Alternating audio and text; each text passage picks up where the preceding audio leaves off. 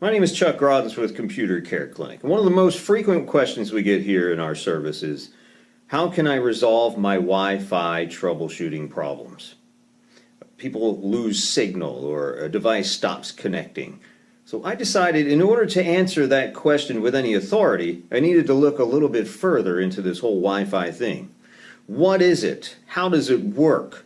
What type of signals are being broadcast? Are they directional? How much power do you need? And then I thought about it as I was doing this research.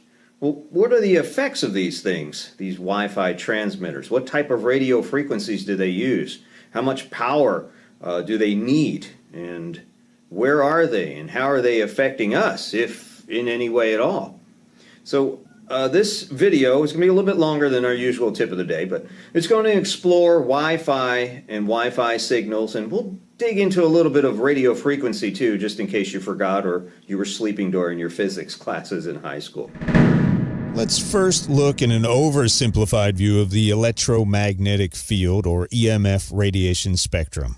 EMF radiation can be classified from very low frequency, which has a long wavelength, to very high frequency, which has a short wavelength. On the high frequency end, you can find things like X-rays and gamma rays with a wavelength smaller than an atom. Radio waves and microwaves are forms of electromagnetic energy that are collectively described by the term radio frequency, or RF. RF emissions are discussed in terms of energy, radiation, or fields. Radiation is defined as energy traveling through the air in form of waves or particles. Electromagnetic radiation can be described as waves of electric and magnetic energy moving together or radiating through space. These radiation waves are generated by the movement of electrical charges through a conductive metal object, like an antenna. For example, the movement of energy in a radio or television or cellular base station antenna generates electromagnetic waves that radiate away from the antenna and are eventually intercepted by a receiving antenna, such as your rooftop TV antenna, a car radio antenna, or an antenna integrated into a handheld device, such as a cellular telephone. Frequency is the number of electromagnetic waves passing any given point in 1 second. For example, a typical radio wave transmitted by your favorite FM radio station has a wavelength of about 10 feet or 3 meters and a frequency of about 100 million cycles or waves per second, known as 100 megahertz. So your favorite FM radio station sends about 100 million 10-foot-long RF electromagnetic waves into the air every second. That's a lot of waves. Telecommunication services cannot exist without EMF.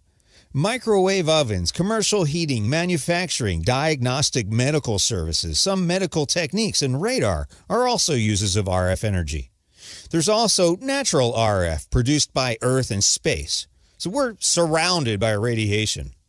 EMF radiation is classified as non-ionizing or ionizing. Ionizing EMF radiation, like certain UV rays and X-rays, can break chemical bonds, which is not great.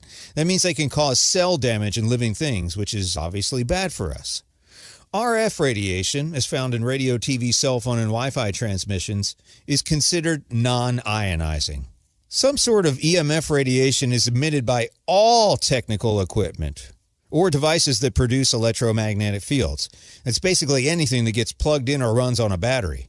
Power lines, radar systems, communication towers, cell phones, cordless phones, Wi-Fi routers, iPads, TVs, computers, gaming consoles. They all produce some sort of EMF radiation. Well, here's where it gets interesting. All EMF radiation has an effect on the human body. But the question is whether it's a negligible effect or a negative effect, and to what degree. Microwaves are a specific category of radio waves. They can be defined as radio frequency radiation with frequencies from several hundred megahertz to several gigahertz, or thousands of megahertz. One of the most familiar and widespread uses of microwave energy is found in household microwave ovens, which operate at a frequency of about 2,450 megahertz, or 2.45 gigahertz. Sound familiar? That's right. Almost the same frequency your microwave oven uses to heat your food is also used for most cordless phones and Wi-Fi routers. Technically, Wi-Fi channels typically range from 2.412 gigahertz to about 2.472 gigahertz, right in that spectrum. So you might think, aha, that's where my Wi-Fi interference is coming from, my microwave oven. But not so fast. Most microwave ovens are well shielded and will not emit enough radiation to interfere with wireless communications even when they're on. If your microwave is, say, very old or was dropped or damaged in a move, it might have a damaged shield. To be safe, it's probably a good idea to replace it. If you have doubts about your wireless equipment and interference, you could upgrade that wireless networking equipment and your cordless phone devices to the newer 5 gigahertz band, which is way above the 2.4, as long as your wireless devices all support it. Research continues on the possible effects of exposure to RF and microwave radiation. 2.4 gigahertz, as we learned, is far from ionizing radiation, the type that can quickly harm human tissue and cause bad things like cancer. But you can't see or feel any radiation. And what's scary is the long-term effects of exposure to radiation might not appear for several months or even years. It's widely thought the principal effect of non-ionizing radiation, like microwaves, is an increase in the temperature of water in our bodies. Theoretically, it would take an unlikely amount of microwave energy to cause harm to a human body. But as scientists are beginning to study the effects more closely, some people are beginning to change their minds.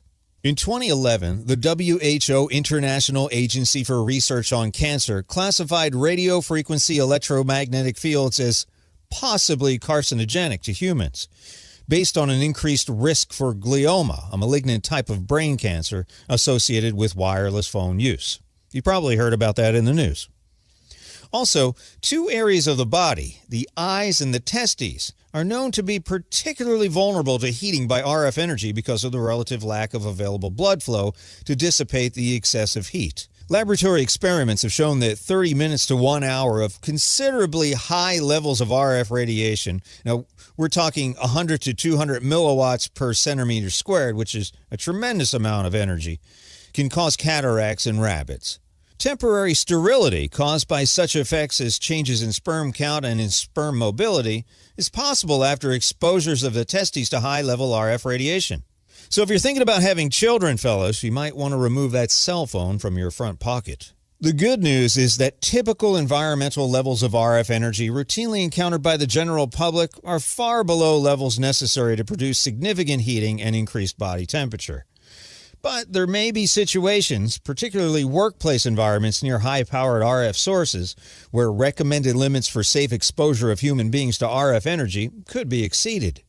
More recently, other scientific laboratories in North America, Europe, and elsewhere have reported certain biological effects after exposure of animals and animal tissue to relatively low levels of RF radiation. These reported effects have included certain changes in the immune system, neurological effects, behavioral effects, evidence for a link between microwave exposure and the action of certain drugs and compounds, an effect in brain tissue, and effects on DNA. Some studies have also examined the possibility of a link between RF and microwave exposure and cancer. Results to date have been inconclusive.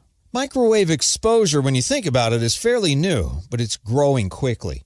Dr. Magda Havas makes some great points regarding our lack of experience with the effects of non-ionizing radiation since it's relatively recent. Cell phones have been around for nearly 30 years, but only becoming widespread in the last 10 since smartphones took off. Wi-Fi has been a thing for nearly 15 years now, growing slowly, but now it's everywhere. And smart meters installed by your local electric company have been transmitting pulses of pretty concerning power for about 5 years, causing a lot of people to take notice. It takes quite a while to formulate a statistically significant health finding, and up to now, there's not a whole lot of evidence or research. Also, Dr. Magdas notes that human exposure to radiation used to be intermittent, but now it's more constant than ever. Wi-Fi routers emit a beacon signal that is continuous as long as the device is powered on. In other words, you don't have to be connected to the internet to be exposed to the radiation generated by a wireless router. When information is either uploaded or downloaded, the radiation levels increase both at the router and at the computer. The same is true for cordless phones and wireless baby monitors. Voice-activated baby monitors and cordless phones that radiate only when in use are available in Europe, but not currently available widely in North America. Now, some people are more sensitive to EMF than others, suffering from a recently discovered affliction known as electronic hypersensitivity. They used to just think these people are crazy, but now they're finding that symptoms including unexplained fatigue, sleep disturbances, headaches, feeling of discomfort, difficulty concentrating, depression, memory loss, visual disruptions, irritability, hearing disruptions, ringing in the ears, skin problems, heart palpitations, and irregular heartbeat, dizziness, loss of appetite, movement difficulties, and nausea may all be symptoms of electronic hypersensitivity. When electrically hypersensitive people go into an electromagnetically clean environment, many of their symptoms seem to diminish or disappear. Studies predict by 2017, almost 50% of the population may be complaining of this illness. Some countries are already withdrawing Wi-Fi from public areas and even creating radiation-free refuges for people with electrosensitivity. The bottom line on RF radiation and its effect on us? Well, the jury is still out, but it's not looking great. In the meantime, until we all know for sure, it might be prudent to take a few precautionary steps. Fortunately, it's pretty easy to avoid most microwave radiation in high doses. Move wireless routers and cell phones further away from people. The further they are away, the less RF you'll absorb. Use headphones or the speakerphone when you talk on your phone to keep it away from your brain. Don't sleep with your cell phone under your pillow.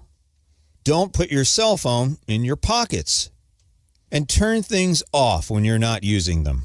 Unplug your Wi-Fi router and turn off your phone if you absolutely don't need it at night. So what levels of RF radiation are considered safe, and what kinds of levels are typical? We did some of our own testing with an X-Tech 480836 EMF meter in a typical home and office scenario, and here's what we found. So we took some readings at our store and at our home. First, we started at our store. Sorry for the messy workshop back here.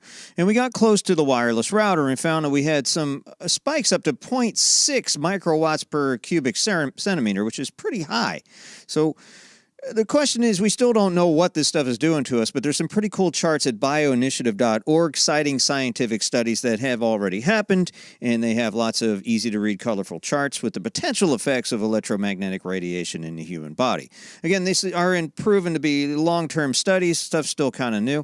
This is interesting, too. If you look at these smart meters that everybody's fussing about, I didn't think it was such a big deal until I took the readings myself, and looking at a peak of 37.28, and that's pretty heavy. I mean, that's a lot of power. Now, it's pulsed energy. It's not constant, but this might be hitting you in your bedroom or your place of work, depending on the location of this thing. And, of course, I'm right on top of it here. But if you look at it, you get immune system effects at that type of radiation. So you need to be concerned, if nothing else. We don't know if it's causing any cancer or immune system effects with a pulsed rate like that. Your body does a really good job of healing itself. Also, the microwave ovens, if you get really close, nobody would do this, would stand in front of a microwave oven, but there's considerable amount of energy coming out of a microwave oven. And you're looking at some of the effects that could here, including altered cell membranes. Of course, you wouldn't stand in front of a microwave oven. Most people have more sense than that. Although there is shielding inside, if you get right up on it, there are still some waves, microwaves, that do escape that shielding. So you want to make sure you're backed out. And you see, if I pull away and even leave the room, it gets back to more of a background radiation. Again, this is in our store. We've got Wi-Fi waves and microwaves flying all over the place in here. Now, this is just my laptop, and you can see as it's sending and receiving information, it's jacked up to about 0.2, 0.3, and you can see that there are some possible neurological effects, and that's constant. That's what we're probably doing sitting at our desks every day or at home, and even having these laptops on our laps. For the gentlemen especially, it could affect sterility. So if you're having a problem having kids, you might want to double check your electronic devices. Now, my wife was on a phone call, and look at this, spiking at 7 microwatts per cubic centimeter. And that's huge. I mean, it doesn't do it all the time. We have a pretty crappy signal. We have Verizon in our house, and unfortunately, we're a little far off the beaten path. So I understand the further are you away, the more energy your phone has to use to acquire that signal. As I pull this away from her cell phone while she's on an active call, and this doesn't happen all the time, just when you're on a telephone call, and it's a little less for Wi-Fi, you can see that it gets kind of jacked up periodically. Not all the time, but I mean, these are significant numbers here. This 3 and 4, and you can see on the chart here what this does, even up to 7. And again, this is more constant than the pulsed energy we're looking at. So if you spend a lot of time on the phone, you might have some questions about what is this stuff doing? It's a relatively new phenomenon, only the last decade or so, so we don't have a whole lot of information. We are the guinea pigs, my friends. So take some precautions and just be careful. It's better to be safe than be sorry.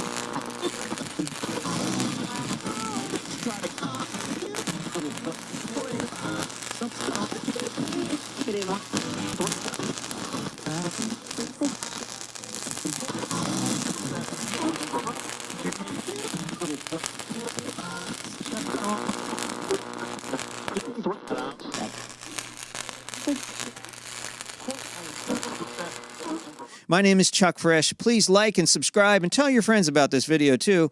Hey, we might all learn something if we put our heads together. And put your findings in the comments below, please. We'd like to know what you're experiencing with microwave and RF frequency radiation. Thanks again for watching.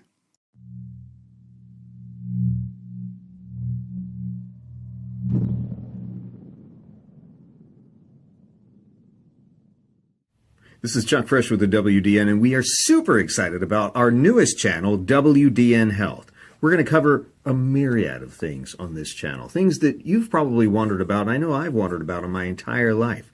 We're going to cover Eastern medicine. We're going to cover nutrition. We're going to cover water supplies. Is your water safe to drink? What's the best type of water to drink? We're going to cover diets and weight loss. We're going to cover prescription drugs and addictions and all kinds of things that affect your health, whether you know it or not. So stay tuned to this channel. We're really excited. We're going to have a super lineup of professional guests. We're going to have doctors, nutritionists, therapists, all kinds of people from various walks of life in the medical field. And a couple of nurses who are I'm super excited about the nurses we're going to have on here who are not afraid to tell the truth.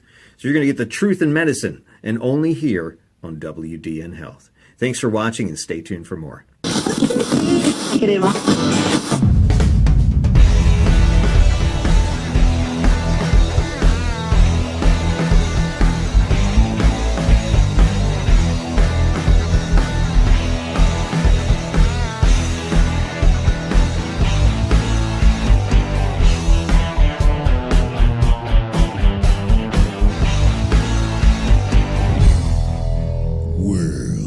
domination.